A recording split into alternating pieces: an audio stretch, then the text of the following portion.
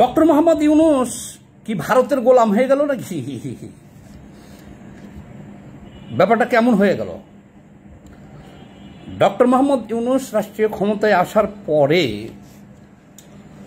আমরা দেশবাসী যেভাবে তৌহিদি জনতা উজ্জীবিত হয়েছিলেন এবং ডক্টর ইউনূস বলেছিলেন 7 সিস্টার খেয়ে দিব, ভারতের যে 7 সিস্টার আছে সেটাকে দরকার হলে আমরা খেয়ে দিব। এই কথাটা ডক্টর ইউনূস সাহেব বলার পরে বাংলাদেশের সমস্ত তৌহিদি জনতা একেবারে উচ্ছ্বসিত হয়ে গেছিল যে 54 বছরের মধ্যে বাংলাদেশে এখন একজন শাসক আমরা পেয়েছি। ওনার নাম হলো ডক্টর মোহাম্মদ ইউনূস, বাংলার বাগনা, উনি নোবেলজয়ী বিশ্ববাগ। এইবার পাইছি আমরা, ভারতের খেয়ে দিব। এবং ডক্টর মোহাম্মদ ইউনূস নিজের মুখ দিয়ে যখন বলে ফেলল যে আমাদের সাথে বেশি বাড়াবাড়ি করলে আমরা 7 সিস্টার খেয়ে দিব। আচ্ছা, এখন আসছেন বর্তমানে, তাহলে আজ 11 মাস হলো এই সরকার ক্ষমতায় আছে। এই 11 মাসের রেজাল্ট কি? এখন ভারতের সাথে বাংলাদেশের সম্পর্ক কি? ডক্টর মোহাম্মদ ইউনূস কি 7 সিস্টার খেতে পেরেছেন কি পারেন নাই? বা এখন ভারতের সাথে আমাদের সম্পর্ক কি? ডক্টর ইউনূসের সাথে সম্পর্ক কি? ডক্টর ইউনূস কি করতেছেন? আচ্ছা শুনেন, ফেনী সীমান্তে 2 জন বাংলাদেশিকে হত্যা করা হয়েছে গতকালকে ফেনী সীমান্তে। কিন্তু বাংলাদেশ সরকার কোনো প্রতিবাদ জানায় নাই। 54 বছরের ইতিহাসে বাংলাদেশে যে সরকারি রাষ্ট্রীয় ক্ষমতায় থাকুক না কেন, সীমান্তে হত্যা হলে অন্তত এটা একটা রেওয়াজ হয়ে গেছিল, একটা প্রতিবাদ জানানো অন্তত। তো ডক্টর মোহাম্মদ ইউনূসের আমলে এই 11 মাসে 32 জন বাংলাদেশি বাংলাদেশের বিভিন্ন সীমান্তে, ভারতের সীমান্তে হত্যাকাণ্ডের শিকার হয়েছে বিএসএফ কর্তৃক, অর্থাৎ ভারতীয় সীমান্তরক্ষী বাহিনী কর্তৃক। তাহলে কি হলো? সংখ্যাটা হলো 11 মাসে 32 জন। শেখ হাসিনার আমলে লাস্ট 3 মাসে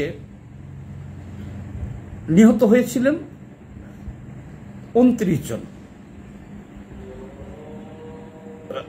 লাস্ট 3 বছরে, শেখ হাসিনার আমলে লাস্ট 3 বছরে সীমান্তে হত্যাকাণ্ডের শিকার হয়েছিল 29 জন 3 বছরে, আর 11 মাসেই হলো 32 জন এই ইউনূস সরকারের আমলে।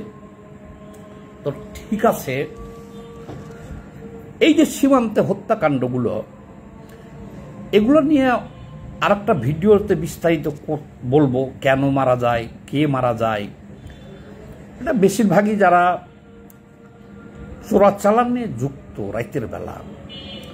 তো এই চোরাচালানে শুধু যে বাংলাদেশের মানুষের, সীমান্ত এলাকার মানুষ যুক্ত তা না, এখানে ভারতীয় সীমান্ত এলাকার মানুষজনও এই চোরাচালানে যুক্ত থাকে। শুধু বাংলাদেশের মানুষ চোরাচালান করলে তাহলে ভারত থেকে চুরি করে আনবো কিভাবে, বা চোরাচালান করবো কিভাবে?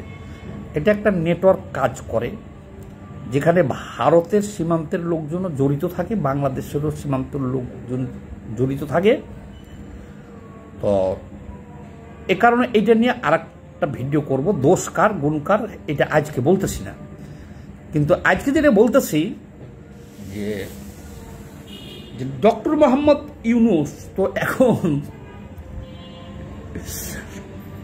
কি ভারতের গোলাম হয়ে গেল, মোদির গোলাম হয়ে গেল? আপনারা কোনো পত্রিকায় দেখাইতে পারবেন, কোনো পত্রিকায় বা কোনোখানে, যে গতকালকে যে দুইজন এই ফেনী সীমান্তে বাংলাদেশি হত্যাকাণ্ডের শিকার হয়েছে, হত্যা করা হয়েছে, বিএসএফ কর্তৃক হত্যাকাণ্ডের শিকার হয়েছে, বাংলাদেশের সরকার কোনো প্রতিবাদ জানাইছে? আচ্ছা, এই দুইজনের আগে একজন যে হত্যাকাণ্ডের শিকার হইল, ডক্টর ইউনূস বা এই সরকার কোনো প্রতিবাদ জানাইছে? বলতে পারবেন না, প্রতিবাদ জানাই নাই। এখন পরিস্থিতিটা এমনই হয়েছে যে সিংহের গর্জন দিয়া এখন তো ডক্টর ইউনূস হয়ে গেছে যা বিড়াল। কারণ আইসেই তো কইল 7 সিস্টার খামো, ভারত খামো, মোদি খামো, এরপরে দিল্লি পর্যন্ত যামো, অনেক কিছু করেঙ্গা।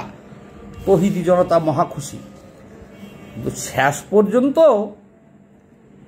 বিগত হাসিনা সরকারের আমলেও তো সীমান্তে একটা হত্যাকাণ্ড হলে অন্তত প্রতিবাদটা জানানো হয়েছে।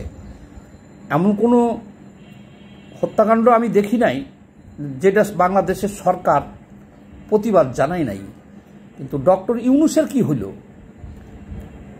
এখন দিয়ে আর প্রতিবাদটুকুও জানায় না। ভয় পাইছেন নাকি মোদির গোলাম হয়ে গেল?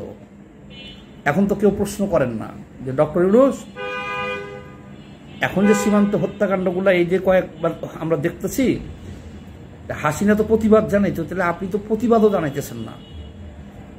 আবার আপনি এই যে মাইলস্টোন যে ঘটনাটা ঘটল, আমাদের আগুনে পুড়ে যে শিশুগুলো আহত হইল, তো বাংলাদেশের তৌহিদি জনতা তো সব জনতাদের, বাংলাদেশের তৌহিদি জনতাদের মুখপাত্র পিনাকি ভট্টাচার্য ঘোষণা দিলেন যে আপনি ভারতের সাহায্য নেবেন না। তারপরে তো আপনি ভারতের ডাক্তার নিলেন, তারপরে ওই ভারতের ডাক্তারও নিয়েছেন এবং তাদের যে সাহায্য পাঠাইছে সবই গ্রহণ করেছেন আপনি। তারপরে আপনি নরেন্দ্র মোদীর সাথে যে বৈঠক করছিলেন, বলেছিলেন, আপনি দাবি জানাইছিলেন তৌহিদি জনতার পক্ষ থেকে যে শেখ হাসিনা যেন ভারতেও চুপ থাকে, কোনো কথা না বলে। মোদি ডাইরেক্ট বলে দিয়েছে যে আমরা এই ব্যাপারে কোনো ব্যবস্থা নিব না, শেখ হাসিনার কাজ শেখ হাসিনা চালিয়ে যেতে পারবে এখান থেকে। তা কি হলো এখন? তাইলে এখন আমরা টোটালে এই জিনিসটাই আমরা পাইলাম। আবার তো ইউনূস সরকার ভারতে ইলিশও পাঠাইছে, আমও পাঠাইছে, এটা সবই জানি। এখন আসল কথা হলো বাংলাদেশের চৌধু জনতা, তৌহিদি চৌধু জনতাকে খুশি করার জন্যেই এইসব 7 সিস্টার খায়েঙ্গা, দিল্লি খায়েঙ্গা, এগুলো এতদিন ডক্টর ইউনূস বলছে। কিন্তু বাংলাদেশের চতুর্দিকে ভারত বেষ্টিত বাংলাদেশে এভাবে ভারত বিরোধিতা করে কোনো সরকার যে টিকতে পারবে না, বাংলাদেশের যে পক্ষে যে পাকিস্তানের কাঁধে ভর দিয়ে চলা যাবে না, এটা আবারও প্রমাণিত হইল। মাঝখান থেকে তৌহিদি জনতার ভাব ফরে পড়ে ডক্টর ইউনূস আমাদের কিছু বাংলাদেশের মানুষকে কষ্ট দিয়েছে। বাংলাদেশের মানুষ এখন ভারতে যে চিকিৎসা নিতে পারতেছে না এবং ব্যবসা বাণিজ্য অনেক ক্ষতিগ্রস্ত হয়েছে বাংলাদেশের। ভারতের উপর দিয়ে যে ব্যবসা বাণিজ্যগুলো আমরা করতাম, এটাও ভারত বন্ধ করে রাখছে। আশা করতেছি